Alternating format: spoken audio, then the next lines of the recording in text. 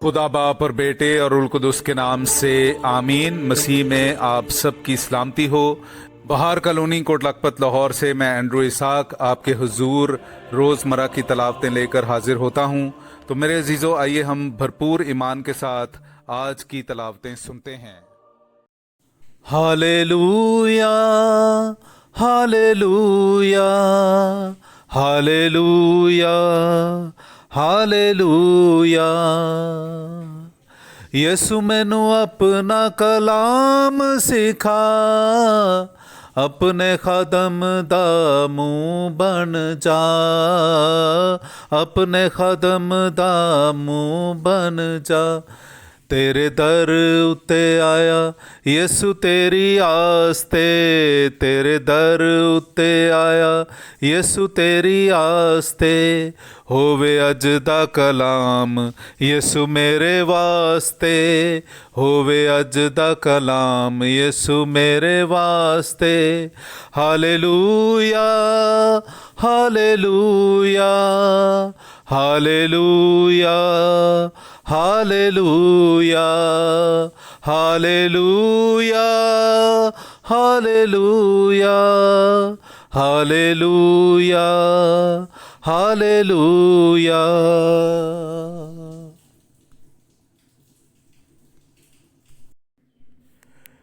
हिकमत और सल्तनत हक ताला के मुकद्दसों की उम्मत को बख्शी जाएगी।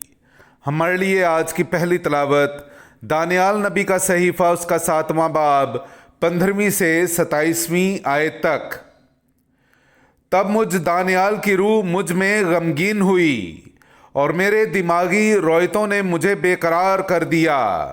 तो मैं उनमें से एक के पास गया जो पास ही खड़े थे और इन तमाम बातों की हकीकत पूछी। तो उसने मुझे बताया और इन अमूर की ताबीर मुझसे बयान की। ये 4 बड़े बड़े हैवान 4 बादशाह हैं जो ज़मीन पर बरपा होंगे। फिर हक ताला के मुकद्दसीन सल्तनत ले लेंगे और अबद तक बल्कि अब्दुल अबाद तक उसके मालिक होंगे।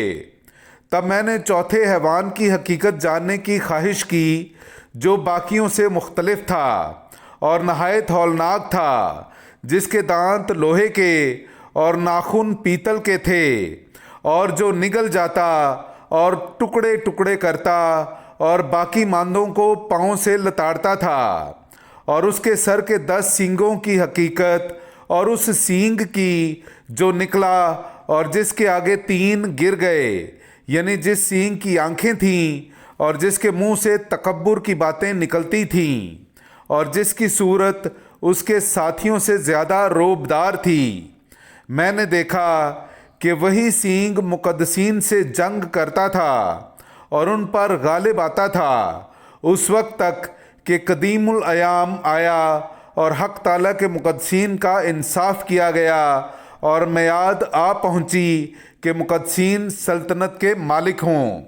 और उसने यूं कहा कि चौथा हैवान ज़मीन पर चौथी सल्तनत है और वो बाकी मुमलिकतों से मुख्तलिफ होगी और वो तमाम ज़मीन को निगल जाएगी, उसे लताड़ेगी और उसे टुकड़े टुकड़े कर देगी।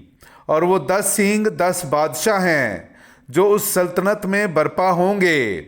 और उनके बाद एक और बरपा होगा जो पहलों से मुख्तलिफ होगा और 3 बादशाहों को पस्त करेगा और हक ताला की मुखालिफत में बातें बोलेगा और हक ताला के मुकद्दसों को दुख देगा और कसद करेगा कि ईदों और शरीयत को तब्दील कर दे। और वो 1 ज़माना और 2 ज़मानों और निस्फ ज़माने तक उसके हाथ में दे दिए जाएंगे। तब अरबाबे अदालत बैठेंगे और उसका इख्तियार उससे ले लिया जाएगा ताकि हमेशा के लिए नेस्तो नाबूद हो। लेकिन तमाम आसमान के नीचे की मुमलिकतों की हुकूमत और सल्तनत और अज़मत हक ताला के मुकद्दसों की उम्मत को बख्शी जाएगी और उसकी मुमलिकत अबदी मुमलिकत होगी और तमाम ममालिक उसकी खिदमत और इतायत करेंगे।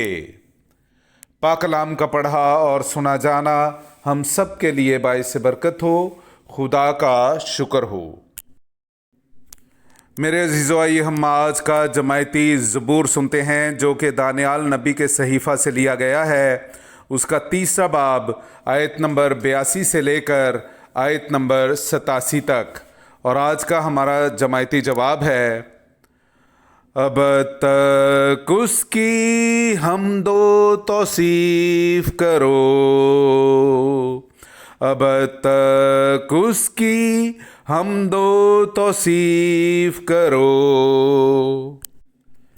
اے بنی آدم، خداوند کو مبارک کہو، اب تک اس کی حمد و توصیف کرو۔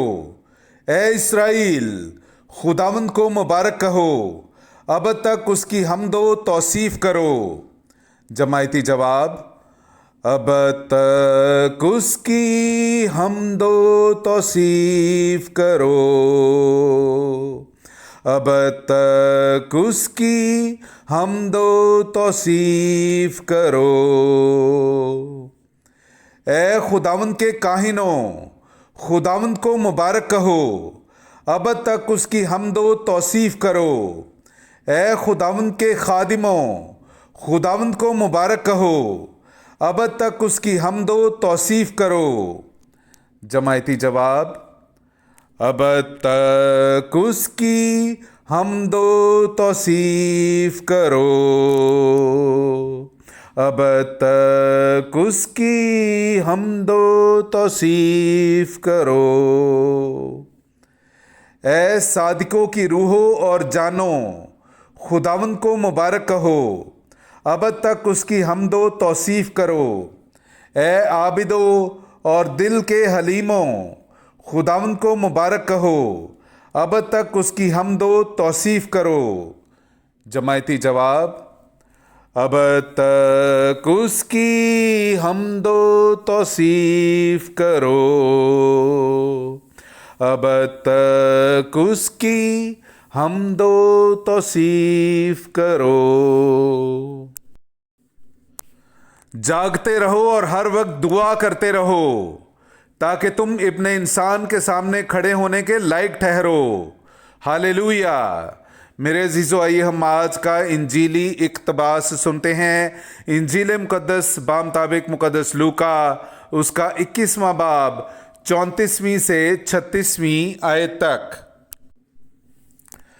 پس اپنے آپ کو سنبھالو، ایسا نہ ہو کہ تمہارے دل عیاشی اور نشہ بازی اور اس زندگی کے فکروں سے سست ہوں، اور وہ دن تم پر پھندے کی طرح ناگہاں آ پڑے، کیونکہ وہ روئے زمین کے تمام باشندوں پر آ پڑے گا۔